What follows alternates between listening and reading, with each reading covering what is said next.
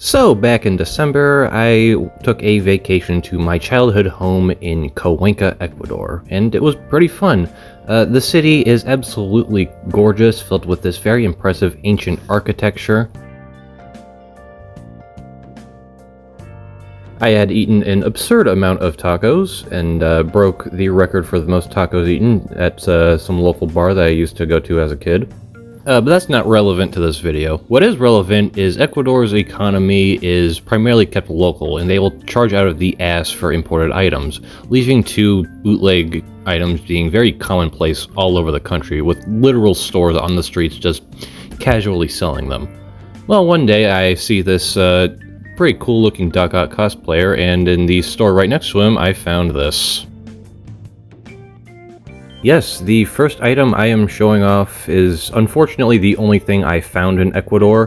The Ccbs Hulk in bright green instead of lime. Unfortunately, the face doesn't look very good, so I can't use it as the basis for a new Hulk revamp. But, you know, getting some of these pieces in bright green is pretty cool. Unfortunately, the bones kind of suck, so I can only use the armor. But next up, we have the Joker. Did I say Joker? I meant clown. My bad. I'm still putting Joker in the tags of this video. The art shown here is pretty much identical to the original, but they replaced LEGO and DC's branding with superheroes, dreams, goals, desires, all are achieved and satisfied now, whatever the fuck that means. Looking at the back, we've got two other iconic characters, Bat Hero and Green Light Man. But that's enough for the box, so let's just go ahead and crack this thing open.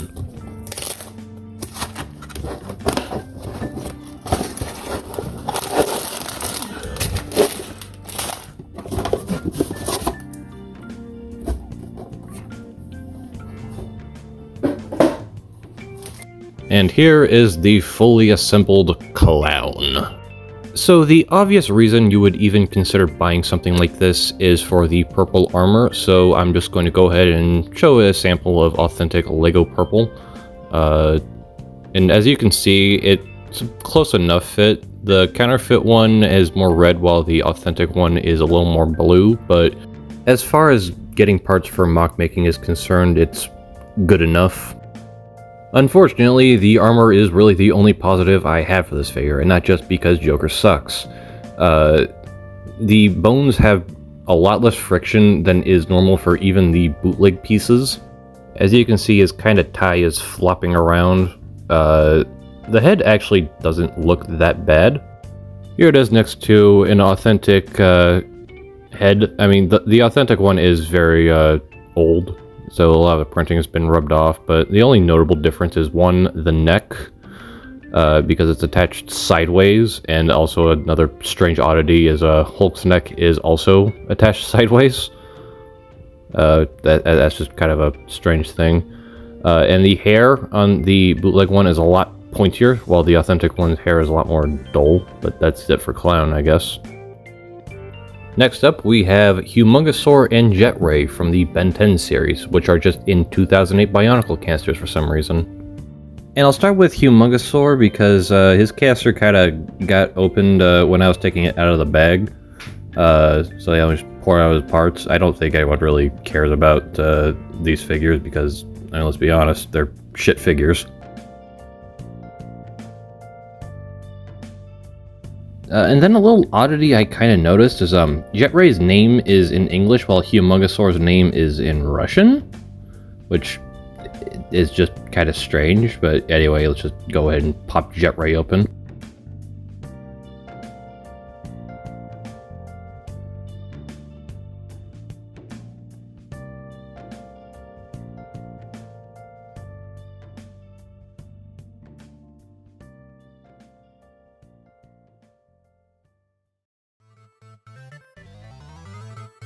So here they are, kinda assembled.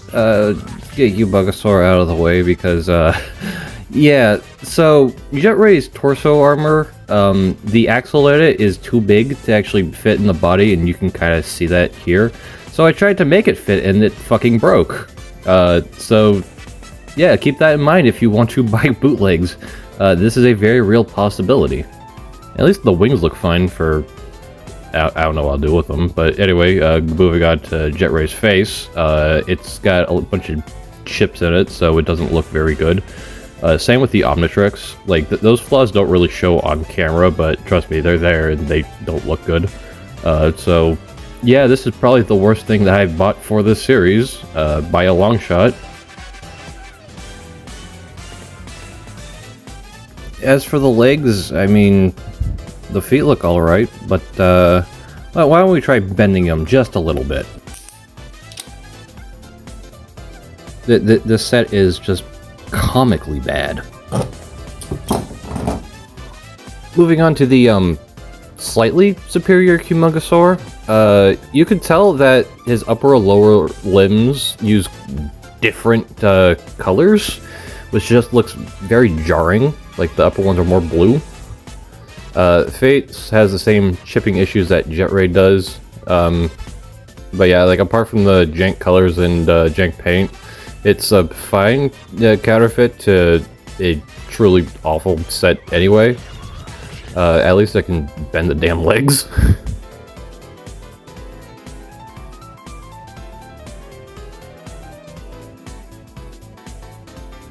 Verdict on the Ben 10 figures? Don't. Alright, next up we have the combination model between the Evo Walker and Furno Jet Machine.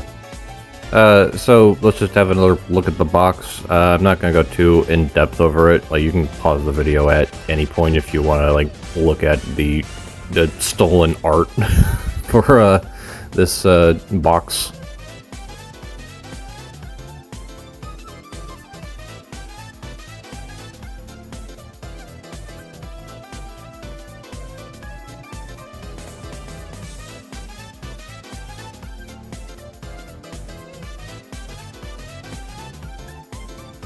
And here's the figure fully assembled. Now, when I bought this, I thought it was going to be both the Evo Walker and Furno Jet Machine, but no, it's just the combination model, and for whatever reason, I get a spare seat.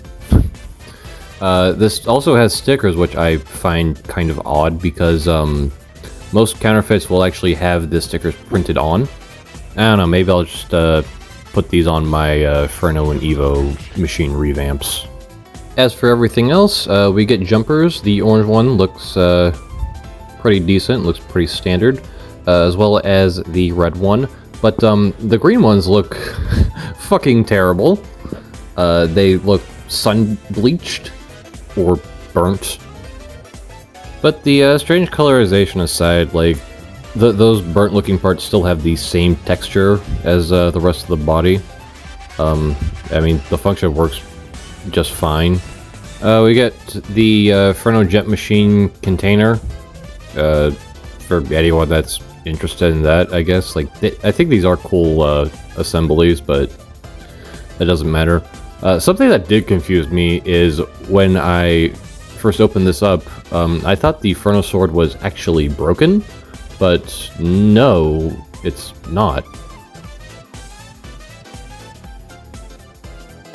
You actually have to put the little plasma bits into the sword.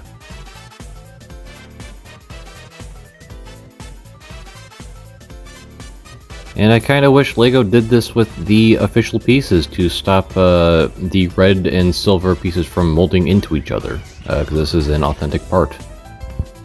Anyway, onto the figure.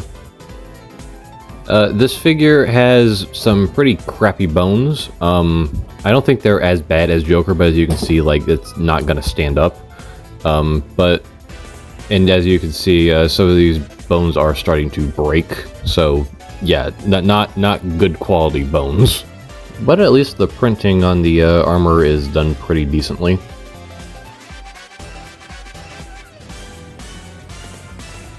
And of course, there is something else I do kind of want to point out. This did not break. This came like this.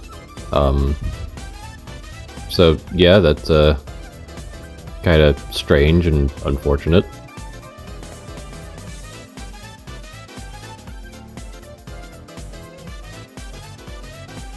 But I guess that's really enough for the mech, so let's go ahead and just have a look at those minifigures.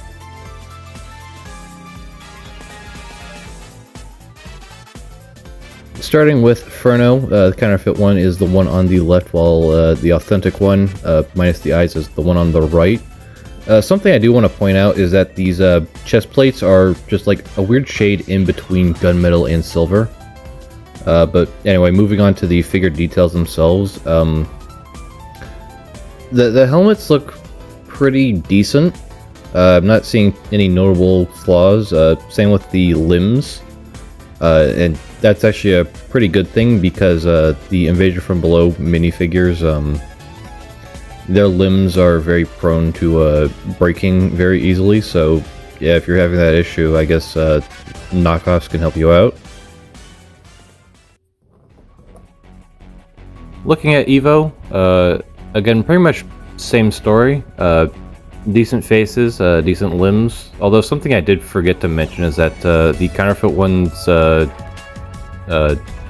skeletons are silver instead of the authentic one's black. But yeah, I guess that's it for this one. And next up we have an Evo Walker. Well, not really. I only really bought it for one of these because the $5 I paid for this Evo Walker is less than getting an authentic one on Bricklink because these pieces are useful and expensive. And I have no clue what I'll use it for. So our actual next figure is Umarak the Destroyer.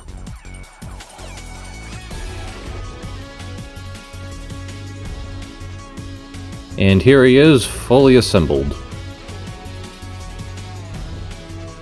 So the first thing that I really want to point out is this mask, because oh my god, this is an awful mask. Alright, like, I get it's supposed to be dual molded, but they molded it in transparent yellow as opposed to the transparent neon green that it's supposed to use. Just makes it look like shit. The chest plate is actually printed, but it's not a good printing because the green is much darker than it should be, and it's got kind of a bronze look to it instead of the gold. The crab-like hand gear function works about as well as you'd expect. The Technic pieces holding it together have pretty much no friction, so it's not going to hold a pose. And yeah, I mean, I guess other than that, that's pretty much all I have to say about Umarak the Destroyer. If you want more details, then go look for an actual Umarak the Destroyer review.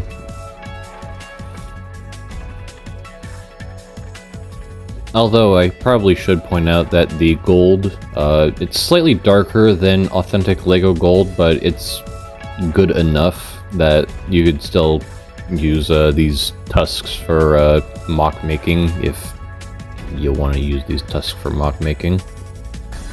Anyway, next set. This one's actually kind of weird. So I kept seeing these Kenny DIY 100 piece lots, so I decided to buy a couple things and show them off. I'm gonna go ahead and start with the 2.0 Ice Blasters in gunmetal. The detail is pretty decent, and if I want to go ahead and compare this to authentic gunmetal, it's in that camp where it's close enough to the same color that no one will really notice or care. Although I probably shouldn't have used the Takanuva 08 mask because that's an old mask and it's seen some sun and age. But anyway, let's go ahead and move on to the red armor. These are in size 6, which are very useful pieces, but unfortunately they are exclusive to Taku Uniter. And just like the Ice Shield, these are pretty decent replicas of LEGO's official molds. My only real complaint is that I can only buy these in lots of 100, which is a little ridiculous. But anyway, next up we have something a little strange. a mini, or I guess protector-sized Gali and Kopaka. Now, when I first saw these, I thought they were based off of those weird chibi figures that Jang Bricks did forever ago, and while I can kind of see it with Gali, Kopaka is completely different. But anyway, here are the figures fully assembled. And we'll start off with Kopaka. So the first thing I would like to note is that the art very clearly shows white feet. So I thought the silver feet were just a mistake, but no, they're supposed to be there. The mask is kind of weird, because for whatever reason, the right eye on this one isn't hollowed out like it should be. I guess that's all I have to say about Kopaka, so let's just move on to Gali. And I mean, yeah, this is a decent little miniature representation of Gali Master. I don't really have much to comment on, so I guess the only thing I really can point out is this mask has a bunch of very strange blemishes that don't appear too well on camera. You can kind of see it when I zoom it in. But yeah, it's just kind of weird. But yeah, these guys actually do combine, so I'll come back when I got this assembled. And here's their combination model.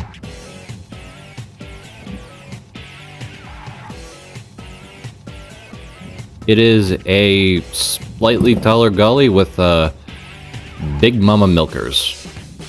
I don't know how else to describe it. They just straight up gave her big tits.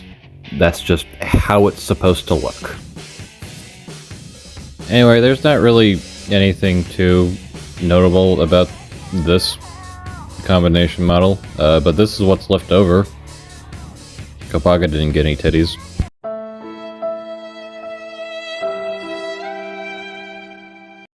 And next up, we have some Marvel stuff. I got another Thanos for parts, so I'm not going to be building him. But I got more interesting stuff. I got Iron Spider, we have Thor, and we have Superman.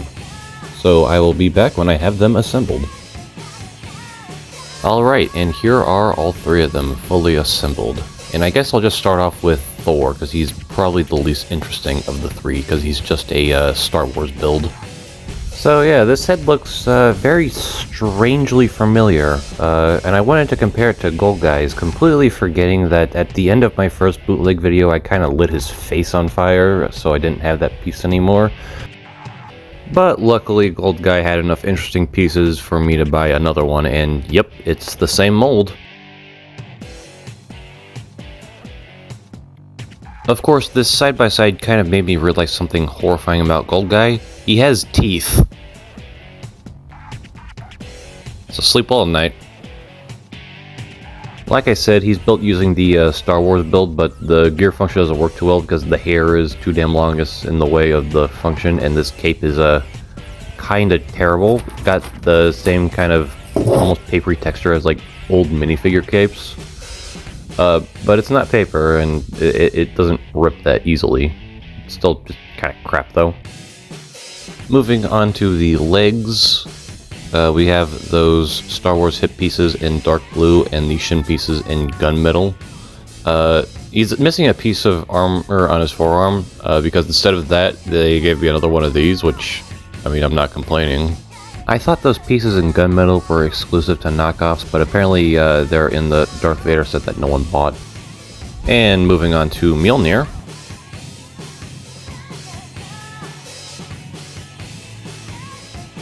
It's built pretty strangely, because like it comes, you know, fully assembled like this, but then you can just kind of split it in half. So yeah, that's kind of strange. And to make it stranger, you fully put these data connectors through it, which is not something you're supposed to be able to do with authentic Lego. But I guess that's it for Thor. Next up, we'll look at Superman. His face definitely looks like a Henry Cavill bootleg. Like, I literally told an AI to make a bootleg Henry Cavill toy, and yeah, it looks pretty similar. This thing is assembled using the Toa Uniter build for some reason, which gives him the swinging hip function. And he also has the most super iconic Superman weapon, a gun that just flies out of his hand.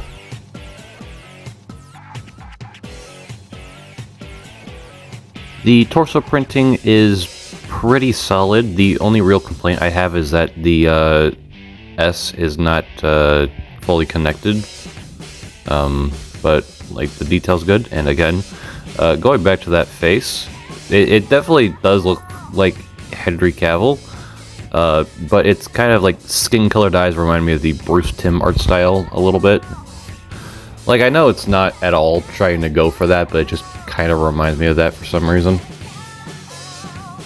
And also his head is just a completely different skin tone to the rest of his body, which is weird. Leg armor, Star Wars shin pieces in red and the hip pieces in blue. And then we also get these Star Wars shoulder pads in blue, which is a pretty nice thing to have. And then this cape, it's the same texture as the one that Thor gets, but it's not the same cut. It doesn't have an extra hole for the gear function. As you can see, it's like kind of crinkled because it just kind of came folded a little bit. These capes are pretty bad. I'm not gonna lie.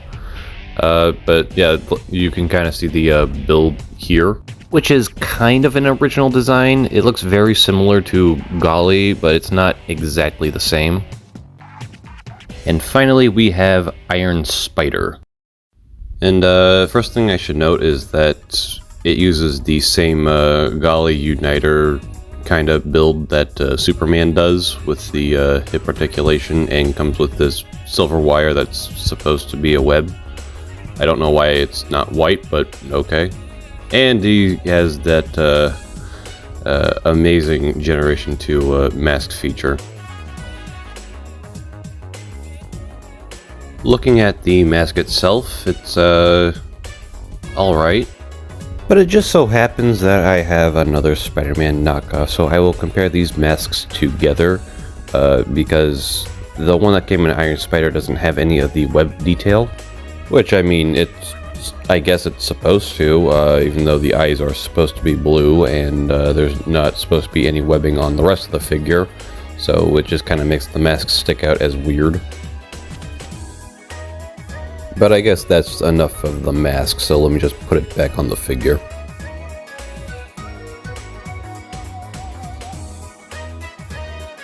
So, looking at everything else, the printing is actually pretty high quality. I especially like the way these shoulder pads turned out, as well as the torso armor. It's got this little like dotted printing on it. Moving down to the legs, again, Star Wars shins, this time with the webbing and some gold detail. It looks pretty nice. As for other notable pieces, you get 2 size 6s and 2 size 5s in dark blue, which is pretty nice because dark blue CCBS is pretty rare. And the leg pieces found on his back aren't normally in gold, so that's pretty cool as well. And you know what? Just for fun, why don't I show you what the figure looks like with the webbed mask?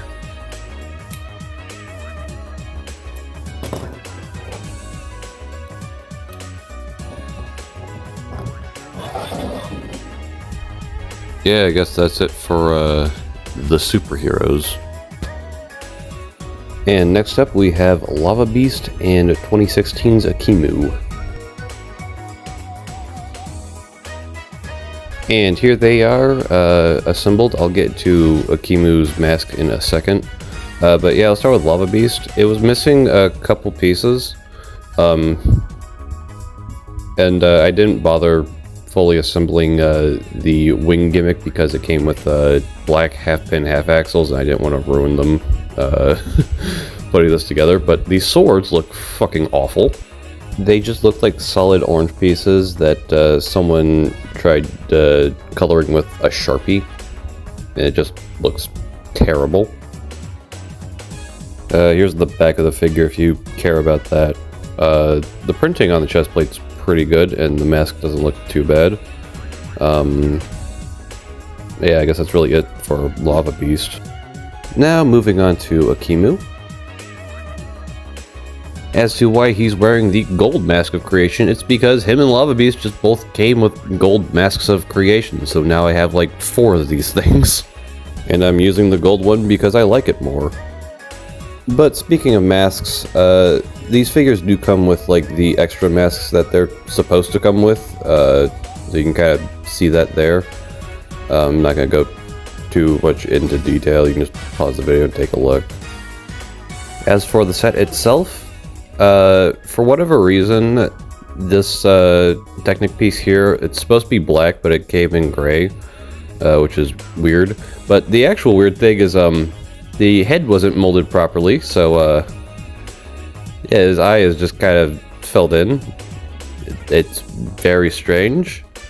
As for everything else, I mean, it's just standard 2016 Akimu, and that's gonna do it for these two. Next up, we have First Order Stormtrooper in red from the iconic theme Space Wars.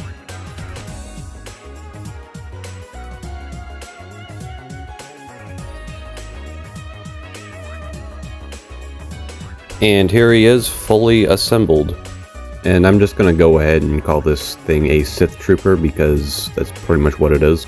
And apart from the hips and the secondary weapon, this thing is literally built the same as the First Order Stormtrooper. But something strange about the blaster is that the bolts come in solid red and silver, and not the transparent red that the original First Order Stormtrooper is supposed to have. As for the blaster itself, it works just fine, just like the originals. Something very strange that I would actually like to note is that the feet just kind of have this black detailing on the bottom of them. As previously stated, he comes with a secondary weapon, which is actually the same design used on the Death Trooper. And you also get one of these in red, which is pretty cool. Speaking of cool exclusive red parts, size 4 armor in red, which is something LEGO never made, and it's kind of infuriating that they didn't, because it's just such a basic piece, you'd think they would actually have it.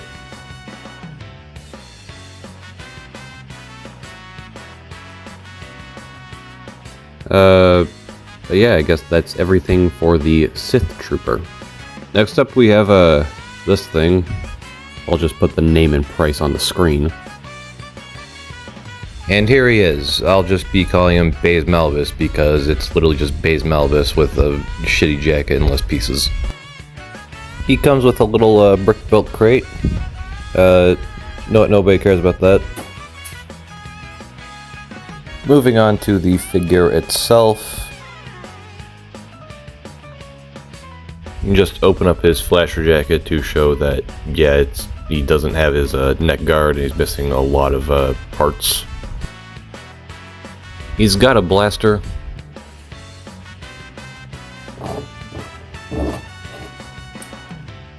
It doesn't work very well.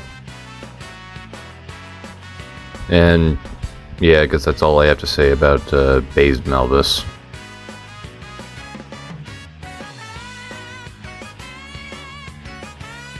Next up we have this weird Monkey Kid set. I bought 3 of these because I noticed some very weird and interesting parts, so I'm going to go ahead and assemble one.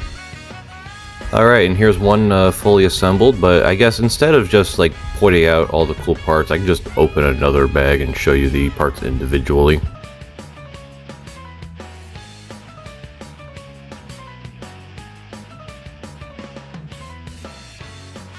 Got these size 5 armors with this little flame decal printed on. The scroll armor in bright red and dark bluish gray. These flame pieces in red, I actually have no clue what these go to, but got those. The chest plate with a kind of cloud printing. This Savage Planet piece in dark bluish gray.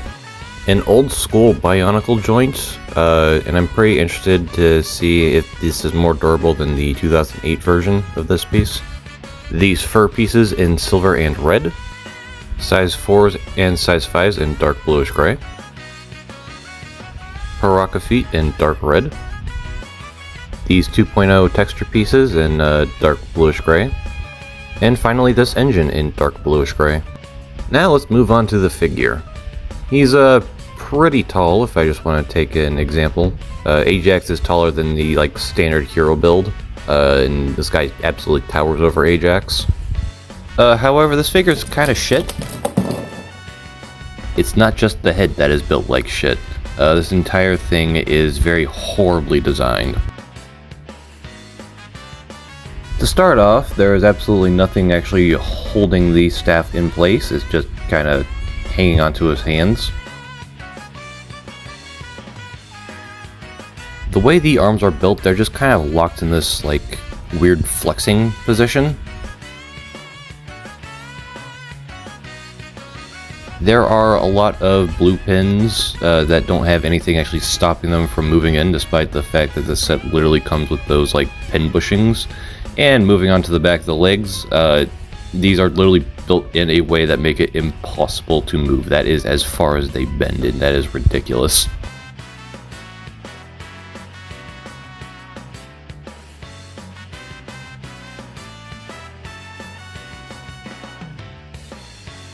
And now I just realized I forgot to mention that this thing also comes with the Brantak chest plate in black.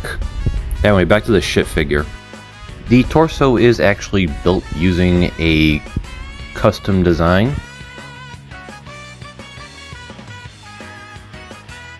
Which allows for very subtle hip articulation. The fingers can move kind of decently. Or not. Yeah, that's it for Monkey Kid, I guess. Cool parts, bad figure. And finally, we got a good old HF bootleg called Assassin. On the back of the canister, you can see the other figures. So let's just go ahead and open this.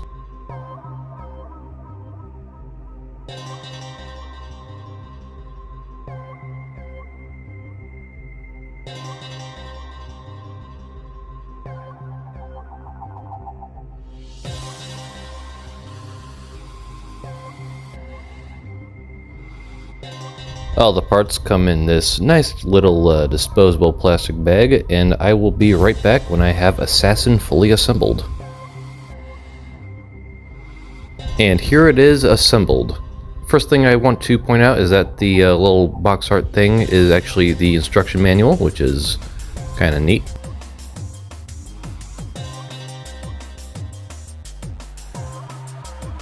Now let's move on to the figure. The torso armor has a nice texture to it that's kind of replicated on the chest plate, and the chest plate actually uses a mold that can fit the 1.0 core. Something I did find pretty strange about the head is that it's not a 2.0 head, it is a Glatorian head with modified gear to actually make it fit, which is very strange. But yeah, I guess if it works, go for it. Even though it really doesn't. The design was not modified at all though. As you can see, the eyes of the skull cap don't even reach the eyes of the Glatorian head, so it just looks very bizarre.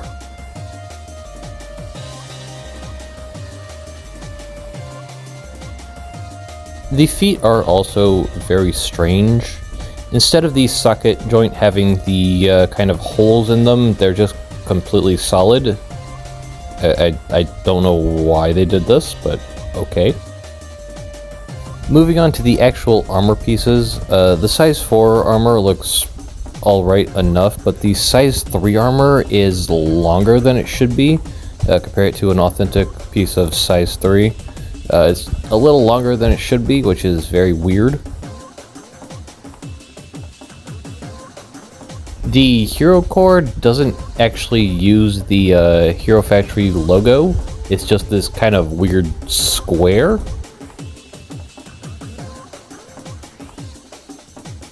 But like I said before, this chest plate actually does hold a 1.0 core, and that actually looks pretty good. I like the way that looks a lot.